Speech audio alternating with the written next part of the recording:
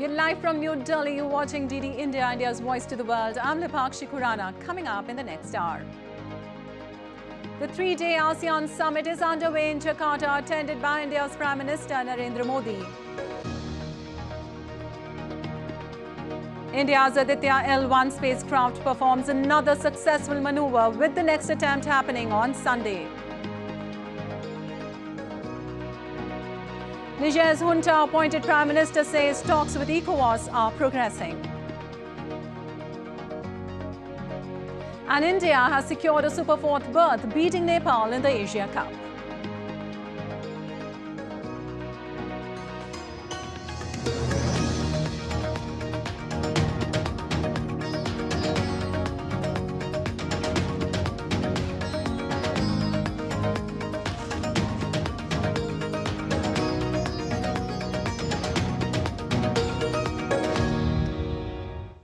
And the three-day ASEAN Summit is underway in Jakarta, Indonesia. Indian Prime Minister Narendra Modi is attending the summit on the invitation of Indonesian President Joko Widodo.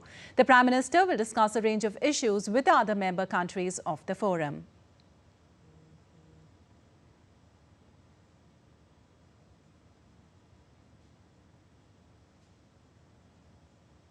And staying in Indonesia, and its government has given up a piece of land in Jakarta for a Hindu temple. It is still under construction and is being funded by Indonesia's Indian diaspora.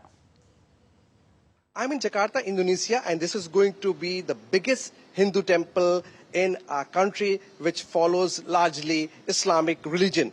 And there you can see the work is in full swing, and the beauty of this place is that the land has been provided by the Indonesian government, and the total area is 4,000 square meters. I have with me a section of the Indian diaspora. We don't have any temple. So all the praying, all prayers thing sometimes are postponed and sometimes is cancelled. Taking this situation, we are just discussing with our friend and try to do something. Then we do the communication by using our connection. We communicate with the local government. I mean the governor, Jakarta area governor. At the time the governor is supporting us. What is your reaction? This feel this is fantastic. You know, I'm proud of this temple because this is one bigger temple in here. More people may be proud of this temple. How did you decide the design of the temple? Yeah, we decide the temple. We want to make the different one in Indonesia, not same with India, and the unique one for the tourism. All tourists will come here like that.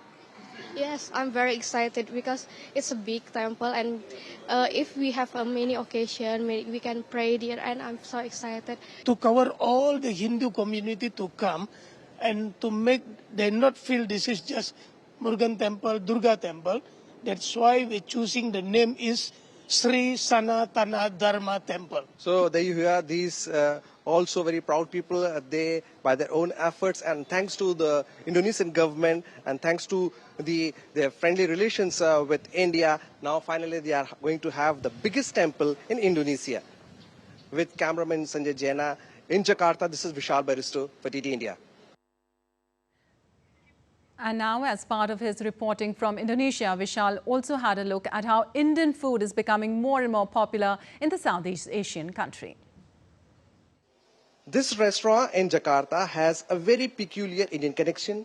This door is from the Pink City, Jaipur in India. It is quite exotic in nature, and this restaurant serves Indian food. And many Indonesians come here to enjoy Indian cuisine. Now this table is full of Indian dishes. They have samosa, they have dahi puri, and they have chicken biryani also. This is so very famous in India, but in Jakarta, it's definitely quite a treat. I have some Indonesians here. Let's talk to them and find out. What's your name? Hikmah. Hikmah, what are you having and what makes you come here? I like chicken tikka. This is chicken tikka because I like the taste of Indian food. Like similar with Indonesia. That samosa, this is similar with Indonesian food, so that's why I come here. So what is so special about Indian food? I like biryani. You like biryani? Yes, I like biryani. Saya suka dahi puri and mango lassi, very good. So I actually like the chili chicken because it's new. It's a new taste. So I love trying new cuisine. So I like Indian food also because it's similar. It has lots of herbs. The owner of this restaurant is Namaste Ganesha, Ek Sanskriti is the name of my restaurant. I'm Shilpa Dave. I have been very blessed that they really have started accepting the Indian food, Indian cuisine, and we follow the authentic recipe. What is so special about Indian food? I think this food suitable with Indonesian tongue.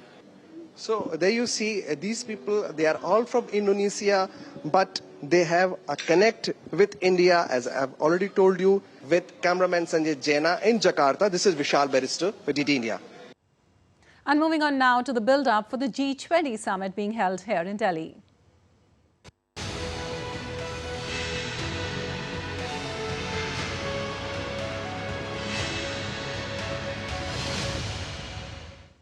Well, New Delhi has undergone a makeover to welcome leaders from around the world for the G20 summit. DD India correspondent Dipendu Mundal has more. India is ready to host the G20 summit. The city is going through a makeover. The city lawns manicured, gardens laid out to welcome the delegates. From fountains to stone sculptures, Indian pride lined up along the streets. Bharat Mandapam, the main summit venue, is an example of India's infrastructural marvel. The city walls are painted with murals depicting the Indian culture, from Indian traditional dance sequences to Indian mythological characters adorn the walls of Delhi. India is ready, waiting to lay out the red carpet for its guest with the theme, One Earth, One Family, One Future. It will showcase to the world its cultural and economic prowess. The infrastructural development and beautification will not only stay back with the visiting delegates, it will remain with this city and its citizens forever. This is Dipendu Mondal from New Delhi for DD India. And climate change will be one of the biggest talking points at this year's G20. In Nigeria, victims of flooding are building drainage channels around their homes as a preventive measure. But many lack the resources to do the job properly. Tese Makende reports from Jos. Martha Bello's fence was destroyed by flooding. She's inspecting the reconstruction effort. Like many members of her community in Jos, she has also built a gutter around her house as a drainage system for water. I've paid over $300 for the work. The flood waters hit the foundation of my house. My electricity generator was damaged too. It's terrible. More than 2 million people were displaced by floodwaters in Nigeria last year, according to the country's Ministry of Humanitarian Affairs, with climate change attributed to be part of the problem. More than 600 others lost their lives, while almost 1 million hectares of farmland was washed away. There are environments where proper drainages, are not being earmarked. People build houses where drainage is supposed to be earmarked, and then they do not give proper drainages. There are natural, and then there is artificial, reason for causes of flood.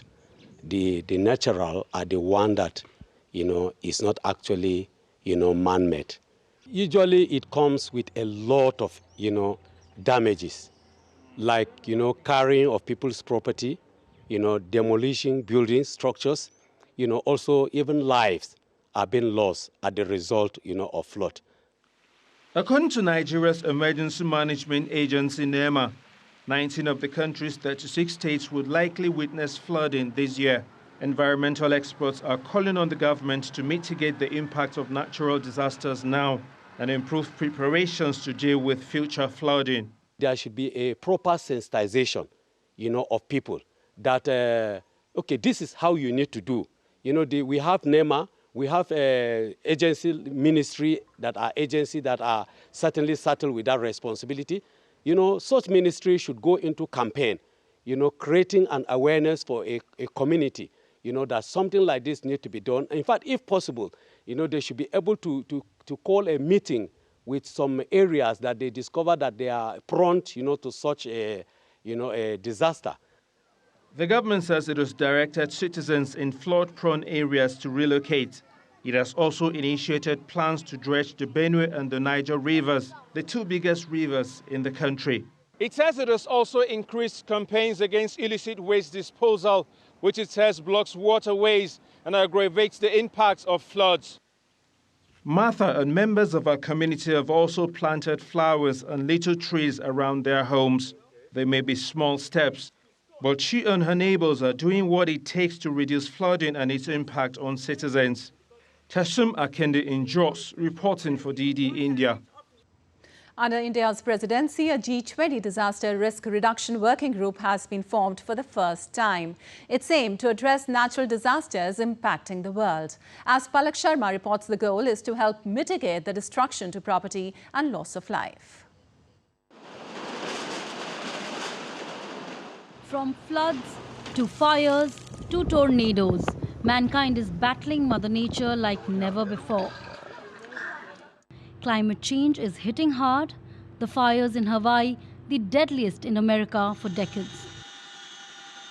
Weather disasters are now a top priority for the G20 and this year's president, India. It has established a working group to reduce the risk of disasters. India's focus is to come together with other countries, implement policies and manage the aftermath. India has been able to find a place on the agenda for this entire theme, this entire domain, which so far, as you're aware, was not meeting sufficient attention of the world. Hopefully an inclusion of some of the aspects of this in the final G20 communique which goes out will send a message to the rest of the world. And with that, we hope to create a more resilient world towards disaster. The disaster working group is looking at early warning systems like the one set up after the deadliest tsunami in history. 250,000 people died in 2004, most caught by surprise when waves flooded coastlines. It is also looking at buildings that can withstand earthquakes. In the Syria-Turkey earthquake in February this year, thousands died and 4 million buildings were affected. The G20 group is also aiming to provide more money for areas with a high risk of natural disasters to help prevent them and to rebuild after they've hit. As you know, in the 15th Finance Commission recommendations, India is one of the very few countries in the world after the 15th Finance Commission that has got predictable financing for entire spectrum of disaster risk reduction needs, not just for response, but also for recovery and reconstruction and risk reduction. We've put in $6 billion for risk reduction alone, in addition to response. The G20 will also hear from CDRI, a group focused on disasters, the Coalition for Disaster Resilient Infrastructure. The G20 nations already have one thing in common: climate change. Rising temperatures driving many of this year's fires and floods. India is also warning of the economic cost of disasters. The Global South's development is damaged just as much as its buildings when disasters strike. Natural disasters are impacting individual countries across the globe, but they also threaten our collective future. This new working group clearly demonstrates India's commitment as president to Vasudhaiv Kutumbakam, one earth, one family, one future. Palak Sharma in New Delhi for DD India. And returning to our series on previous G20 summits, we take a look at Hamburg in Germany, the host city of the 2017 gathering of leaders. The joint declaration issued at the end of the summit reiterated the importance of the Paris Accord, the international agreement on climate change adopted in 2015, and said it was irreversible. The 2017 G20 summit was held in Hamburg city of Germany. Prime Minister Narendra Modi arrived for his fourth summit meet, hoping to raise some key issues affecting India. Top of the agenda was terrorism, climate change and global trade. India's impact in the Hamburg summit was substantial. It was Prime Minister Modi who kept the focus on global menace of terrorism from the very first session. he presented a 10-point agenda to counter terrorism, which led to a joint statement on ways to tackle terrorism. आतंकवाद का पश्चिम Asia में फैलाव, एशियाई तथा यूरोपीय समाजों की सुरक्षा को इससे खतरा. On climate change, Prime Minister emphasized the need to follow the Paris Agreement, a legal international treaty to combat climate change. This came just weeks after US pulled out of the landmark deal. By 2017, Prime Minister Narendra Modi had become an important family member of the G20. In fact, the Hamburg Summit Action Plan praised the initiatives taken by India for promoting ease of doing business, startup funding, and labor reforms.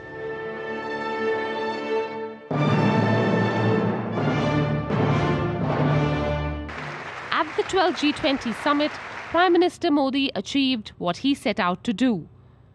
From a joint statement on counter-terrorism to drawing attention to the climate change agreement, many issues raised by the Prime Minister found their way on the final communique. Urvashi Kapoor, DD India. And the three-day ASEAN Summit is underway in Jakarta, Indonesia. Indian Prime Minister Narendra Modi is attending the summit on the invitation of Indonesian President Joko Widodo. DD India correspondent Vishal Baristo joins us from Jakarta. Well, Vishal, what is the main agenda of the ASEAN Summit? Well, a very good morning to you. As the theme says, ASEAN matters at the spectrum of growth. So the three-day summit has started off on a very positive note. The ASEAN members have asked all the countries who are members that we should take bold decisions. We should not let progress and economic growth be affected by individual interests. And also we should fight against the misinformation and fake news.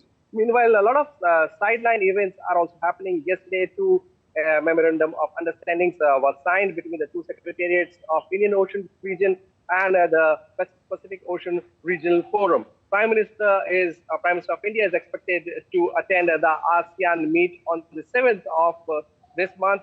Remember, it is going to be a very, very hectic schedule for the Prime Minister because he is also there hosting the G20 nations on the 8th as far as G20 Delhi is concerned.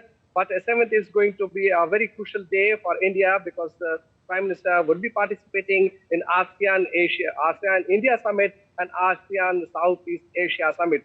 So the schedule is quite packed up. But meanwhile, the ASEAN nations, they are trying to figure out how they can look forward to, because ASEAN as a collective region is the 5th largest economy and the 4th largest exporter in the world. So this region is very, very important, and they have capped up with the growth rate of 4 to 5%. So it's quite a promising regional forum, and all the leaders are looking forward as to how they can meet out with their mutual interest and how they can also make up with the differences as far as the Association of Southeast Asian Nations are concerned.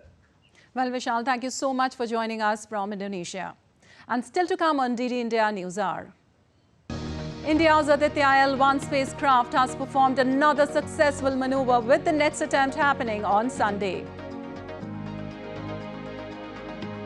India is celebrating Teachers' Day with Prime Minister Narendra Modi lauding the efforts of educators.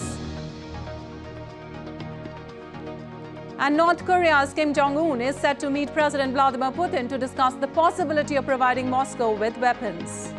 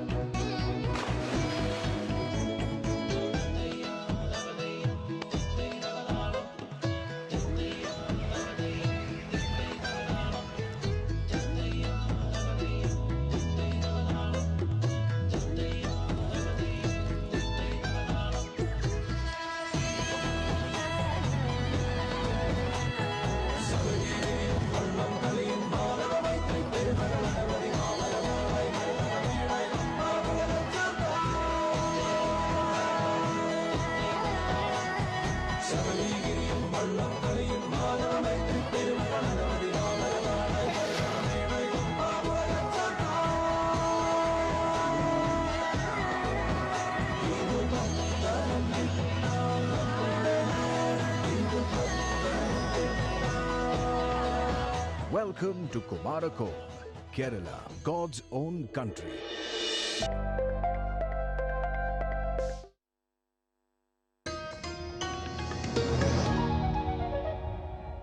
You're watching DD India News Hour and I'm Lipakshi Khurana.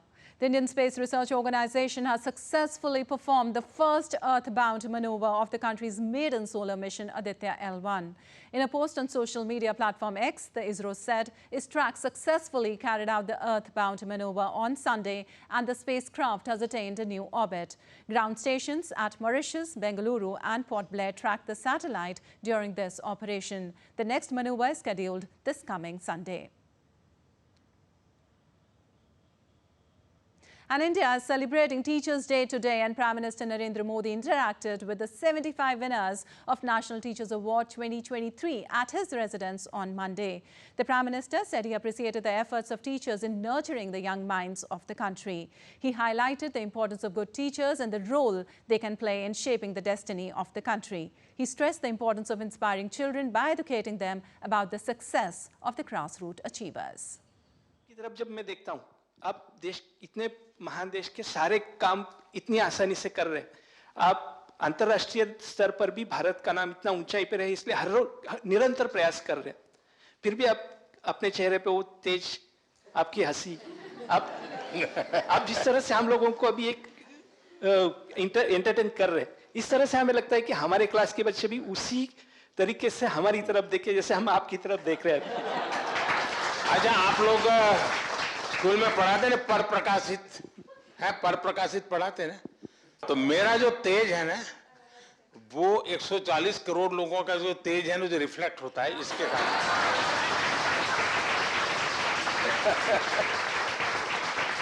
तो ये पर प्रकाशित है।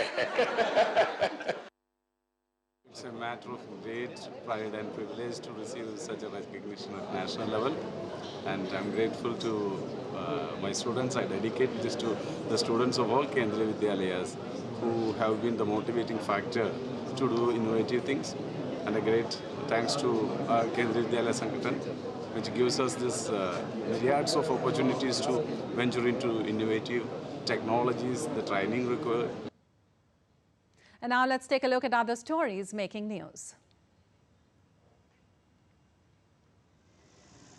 Security in India's capital is being beefed up ahead of the G20 Summit, with Delhi police conducting strict vehicle checks ahead of this weekend's events. The civic body of India's Central Delhi NDMC has unveiled a park on the theme of G20. Delhi will be hosting the G20 Summit on the 9th and 10th of September. The park on a natural road called Kautilya Marg features national birds and animals of all the G20 nations. They have been made from waste and scrap metal, including iron and steel. And ahead of the Indian festival of Krishna Janmashtami, markets have been flooded with the idols of Lord Krishna. People are rushing to markets to shop for clothes and accessories for the Lord. Krishna Janmashtami or Gokulashtami is an annual festival which correlates the birthday of Lord Krishna.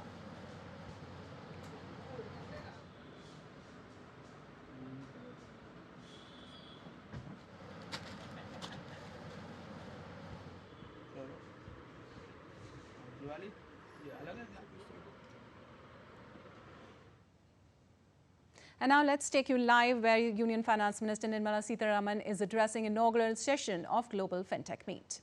Re-globalization. Whatever be it, globalization is being questioned, and it is most of us who will speak up first, who would say globalization also has helped in removal of poverty, differently in different countries, because capitalism spreads wealth, and wealth according to entrepreneurial skills, and therefore globalization debate gets in several other factors which are important. So we are talking about responsible financial ecosystem, when equally the debate globally is about globalization. So responsible globalization, shall we say, is the issue on which we'll also have to contribute.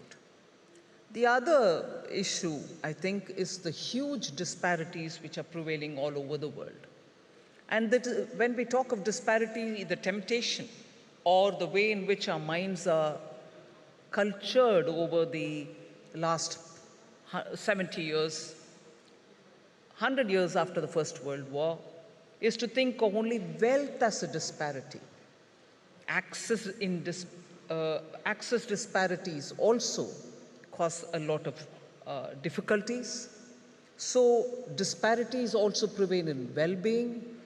Disparity in demography. Some countries are very old, with their population almost now reaching the highest level, and productive age people numbers are dwindling.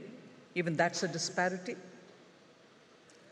So demography itself brings in that better endowed countries versus not so well endowed countries. Disparity prevails when we're talking of technology. Digital literacy is a huge big indicator where some countries are better off and some others are not so well off. So when you're looking at disparities globally, disparities in well-being, disparities in digital literacy, disparities in access to resources, disparities because of demography, all this prevails. We're talking about responsible financial ecosystem, global challenges. We need to understand those challenges which are before us. Also, we equally should talk about the threats to a responsible financial global ecosystem. And the global challenges, therefore, build a responsible financial system, financial ecosystem. But what are the threats? We should be well seized of them. Physical border threats, which are conventional warfare and other things. Cyber threats, you're very adept at understanding it, but the intensity, the unpredictability, and also the depth and access which cyber threats have today. As much as you build firewalls, there are more and more newer ways in which access is being made and threats are being, or attacks are being made. So cyber threats, crypto threat, as well as an opportunity. But crypto is also an example that I use later to say how, unless global cooperation works out well, you're not going to be able to have a responsible financial ecosystem which can regulate it as well. Drug and drug worlds, drug mafias, also a big threat again to the financial ecosystem. Tax havens and round-tripping of resources, tax evasion. All these are also the threats that we need to work. Keeping in our mind, we need to work with these threats before us so that we can address them. So, building a responsible financial ecosystem is important. It has to be, therefore, going back to the title, it has to be, therefore, inclusive, it has to be resilient, and it has to be sustainable. The challenges are we are aware of the challenges, they are before us. We know the various kinds of threats which are active even as we talk, and therefore, how are we going to be able to build it? Well, we were watching live of the Global Fintech Fest, and moving on, North Korea's Kim Jong-un will be traveling to Russia to meet President Vladimir Putin this month, as per media reports. The two leaders will discuss the possibility of North Korea providing Moscow with weapons to support its war in Ukraine.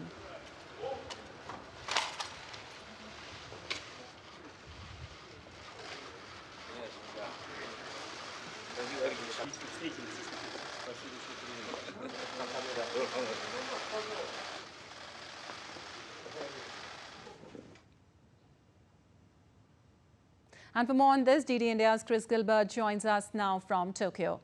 Well, Chris, it is a rare trip for Kim Jong-un. What is the significance of this trip?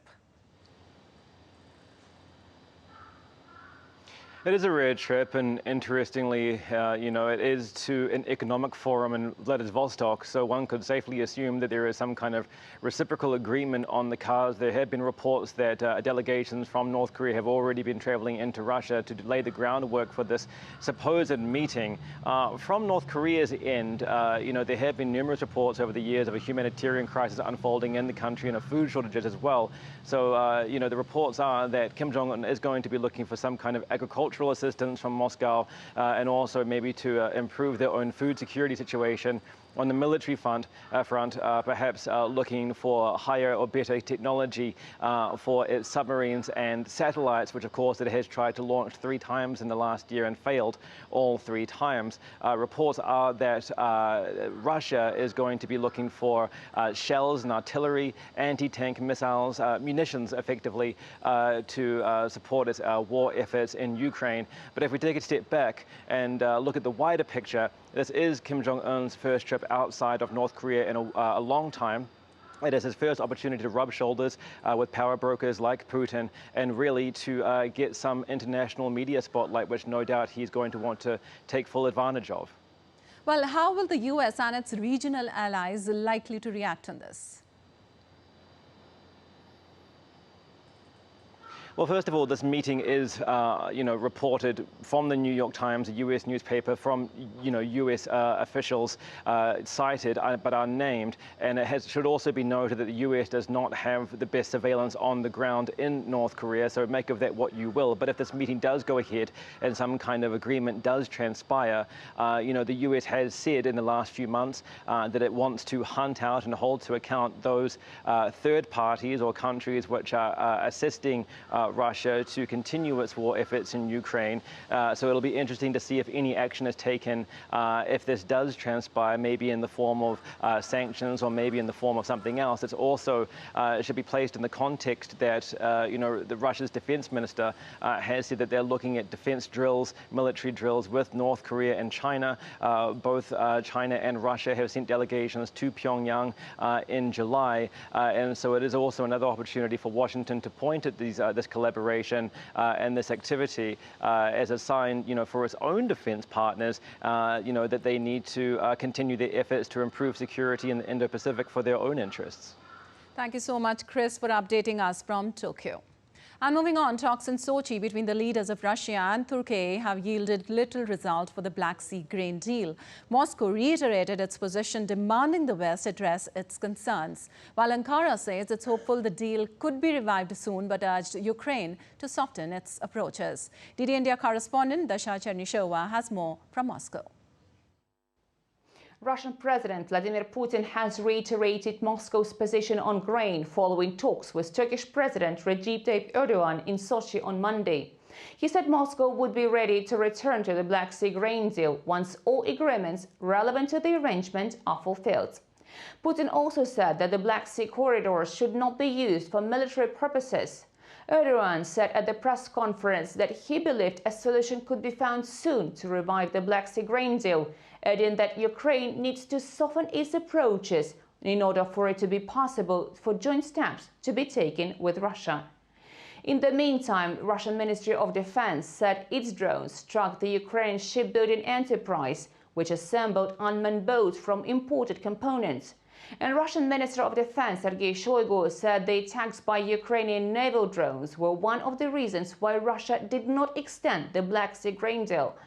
Commenting on the Ukrainian counteroffensive, the Russian president said it was failing and said he hoped it would continue to be like this. Putin also stressed that Moscow has never refused to negotiate on the conflict in Ukraine. Dasha Chernyshova reporting in Moscow for DD India.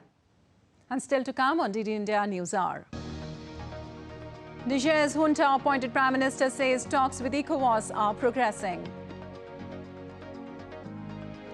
Southeast China is being battered by another typhoon, bringing strong winds and heavy rain.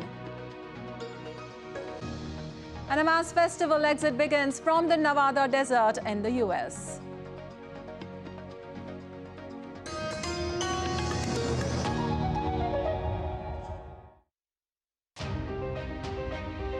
This panel is going to deliberate upon, rather examine the core impact areas under India's presidency. I think that people see the potential that has to really be a game changer for economic empowerment for everyone. Representative of the concerns of the developing countries. Yes. And we are hoping to shape an agenda around that. India's efforts to localize the SDGs and accelerate development through its aspirational district program demonstrate that the transformative change is possible even amidst challenges. The G20 presidency of India, whatever is agreed upon, whatever is put on the table, India will do. We are living up the vibrant and the ethos of a democracy, and I let the democracy live and let the democracy flourish.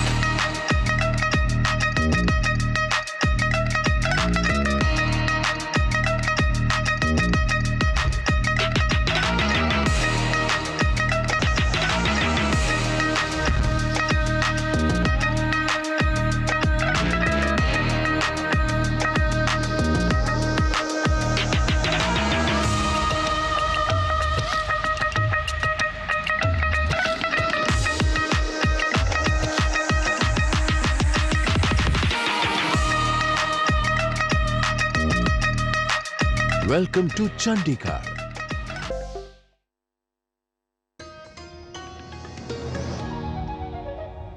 You're watching DD India News Hour and I'm Lipakshi Khurana.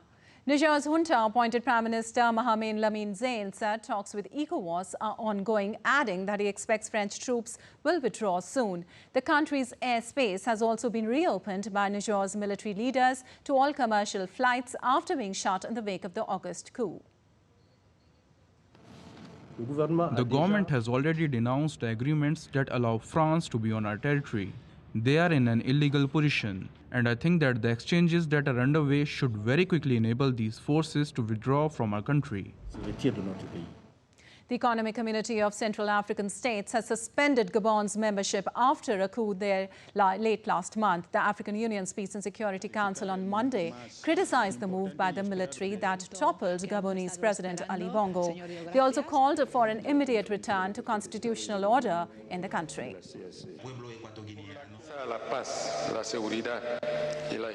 Any threat to peace, security and stability that may be made to any member state, as is currently being made by the Gabonese Republic, has repercussions in our countries at the same time. And peace in our community and peace in this sister country is also peace in the region of Central Africa. Our community must reinforce the implementation of the conclusions of the extraordinary summit of heads of state and government of the African Union on terrorism and unconstitutional changes. Moving on, Typhoon Haikui continues to lash China's Fujian coast, becoming the 11th such storm to make landfall on the mainland this year. Thousands of people have evacuated their homes as Haikui made landfall in China's Fujian province early Tuesday, after battering Taiwan for the past 2 days. Schools in Fuzhou city were suspended and the city's observatory issued an alert for heavy rain. Schools in Xiamen, Guangzhou and Putian were also shut. Authorities say Haikui has strengthened from a strong typhoon to a super typhoon, bringing with it torrential rain and strong winds. DD India correspondent Andrew Wood reports from Hong Kong. Well, it's crossed the island of Taiwan, and it's rare for a typhoon to hit Taiwan directly on. That's, I think, the first time in 4 years. So it's crossed Taiwan, and it's headed across the Taiwan Strait, and it seems to be making landfall on the main coast of the mainland of China. So people are being taken to safety. There's very, very heavy rain. It seems, though, that the typhoon has lost a lot of energy because it went across the island of Taiwan. Taiwan itself had tens of thousands of people had to be removed, taken to safety, and also as well about 140,000 at least people lost electricity. So it's Tuesday morning now in Taiwan. They're trying to restore that power. Well, up to 30 million people, by some estimates, have been warned about the typhoon and the effects. I think the Chinese coast is getting quite familiar with typhoons this year.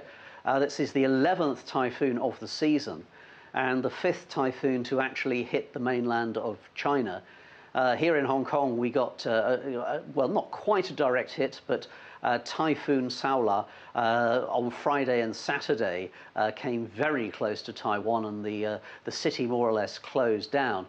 It did seem to lose some energy as it went further along the south coast of China.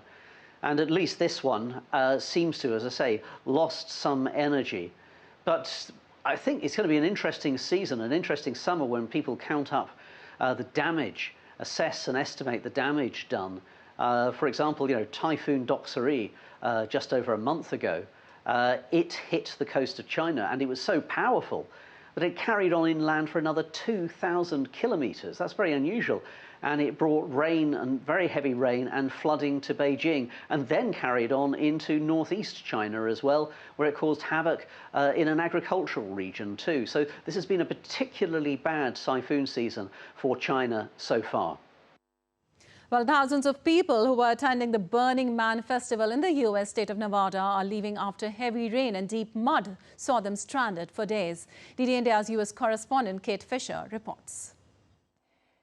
It's meant to be a party in the desert, celebrating art and music.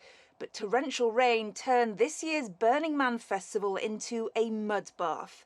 On Friday, some 70,000 revellers were told to shelter in place and to conserve food and water as roads were impassable.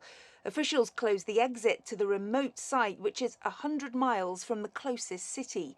The police are also investigating the death of a man at the festival, though they say it doesn't appear to be related to the weather. Organisers said that they hoped vehicles would be able to leave by Monday afternoon, and indeed they began what they're calling the exodus, but they did urge people to wait until Tuesday if they could to try to ease the traffic congestion. That's because the exit's via an unpaved 5-mile or 8-kilometre dirt road out to the nearest highway, and even in normal years, leaving the festival can take up to 12 hours as thousands of cars and trailers creep off the desert and onto this jammed 2-lane road. Some of the festival goers, though, ignored the order to stay put over the weekend and they attempted to walk or drive out towards the highway. But others chose to stay and party on in the rain. Burning Man celebrates counterculture, and it originated in 1986 as a small gathering on a San Francisco beach. Now, though, it's attended by celebrities and social media influencers, and a regular ticket will cost you $575. President Joe Biden told reporters that he'd been briefed on the situation and that he was focused on getting everyone out. Kate Fisher in Washington, reporting for DD India. And 3 people are dead and others are missing after torrential rain caused heavy flooding in central Spain. The sudden downpour saw streets become rivers of mud, with roads and public transport shut down. Flood risks have been issued for almost half of the country. Rescue teams are being seen using helicopters to help people who sought refuge on the roofs of their homes and cars. A heat wave is set to hit parts of the United Kingdom next week, with temperatures expected to climb above 30 degrees Celsius. It comes after a record-breaking heat wave in June, with this summer now recorded as the hottest since 1884. Well, authorities in Gaza are appealing for help to stop a fire that has been burning for days in a waste landfill site. Soaring temperatures are making the situation worse, with reports the fire is sending foul-smelling smoke into the air. Firefighters say they should have the blaze under control by the end of the week. At least hundreds of raged demonstrators took to the streets of Buenos Aires on Monday to protest against the running mate of the far-right candidate Javier Milei. The security personnel on duty were struggling to curb the situations as the angry protesters tried to break through security barricades. The Argentines accused Milei's La Libertad Avanza coalition of playing down atrocities during the country's brutal dictatorship. They surrounded the legislative building, carrying images of victims of the dictatorship and the flags of left-wing political movements. And people took to the streets in Syria's Sweda in the latest wave of protest against the Syrian President Bashar al-Assad. Protests started nearly 2 weeks ago over poor living conditions and spiraled into renewed calls for political change. The protest in Sweda province started after the President Bashar Assad's government ended fuel subsidies last month, dealing a heavy blow to Syrians reeling from war and a crippling economic crisis. And now let's take a look at other stories making news around the world. Chileans have gathered to commemorate the 1970 inauguration of former leftist President Salvador Allende, who was ousted by a military coup in 1973. Attendees at the rally left flowers and waved flags in a bid to highlight human rights abuses by the then dictatorship while demanding justice for the victims and consequences for the perpetrators. A fourth round of peace talks between the Colombian government and the National Liberation Army has wrapped up in Venezuela with an agreed ceasefire still holding. There are hopes this could be the turning point to end an almost 6-decade-long conflict which has claimed hundreds of thousands of lives. The White House has confirmed that First Lady Jill Biden has tested positive for COVID. The administration says that President Joe Biden has also been tested, coming back with a negative result. The U.S. leader is set to arrive here in Delhi on Thursday for the G20 Summit. And moving on, Lagos, which is Africa's most populous city, now has its long-awaited light rail lane. It comes 4 decades after the plan was first put forward, with the 13-kilometer initial line connecting the mainland part of the city with Lagos Island, which is a prominent business area.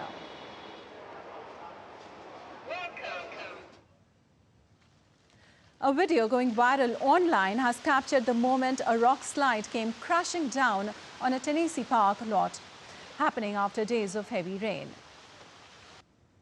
And still to come on DD India News Hour.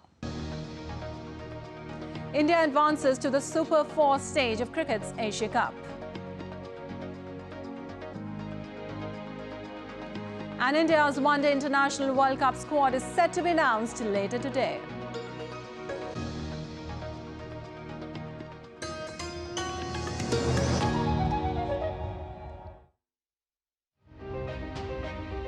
This panel is going to deliberate upon, rather examine the core impact areas under India's presidency. I think that people see the potential that that has to really be a game changer for economic empowerment for everyone. Representative of the concerns of the developing countries. Yes. And we are hoping to shape an agenda around that. India's efforts to localize the SDGs and accelerate development through its aspirational district program demonstrate that the transformative change is possible even amidst challenges. The G20 presidency of India, whatever is agreed upon, whatever is put on the table, India will do. We are living up the vibrant and the ethos of a democracy, and I let the democracy live and let the democracy flourish.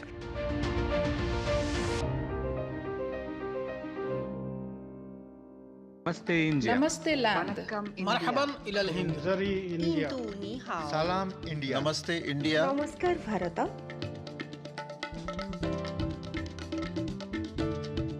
Muy India. Nahnu hunud. India. Ma Hindi hasti. Mung Hindian. Salam Hindustan. We are India.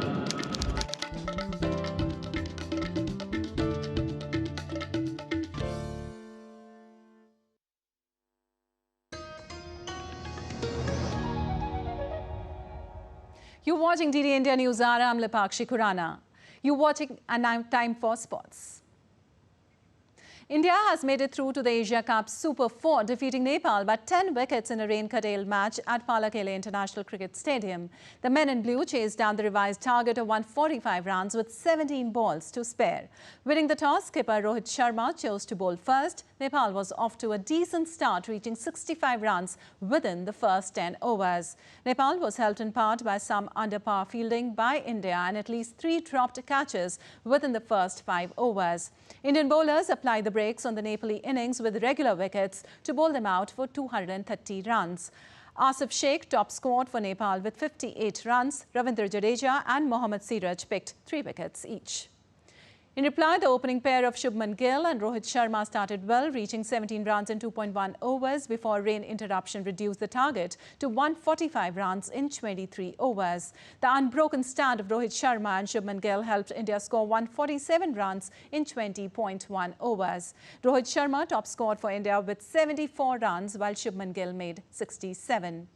Arch rivals India and Pakistan will lock horns on 10th of September in their Super 4 encounter at R. Premadasa Stadium in Colombo. The previous match featuring the two sides was washed out by rain.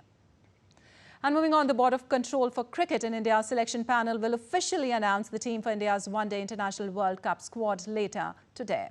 Axar Patel and Shardul Thakur are set to retain their spots, while KL Rahul has cleared his fitness test and looks to be called up.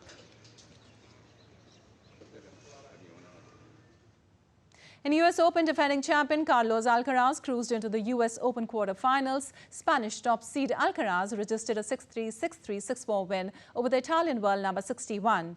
Alcaraz will next face either Jannik Sinner or Alexander Zverev. Third seed Dani Medvedev reached US Open quarterfinals for the 4th time in 5 years. In the last 16 runs, Medvedev defeated Australian Alex de Minaur 2-6, 6-4, 6-1, 6-2. In the women's single, more seeds bit the dust in the 4th round.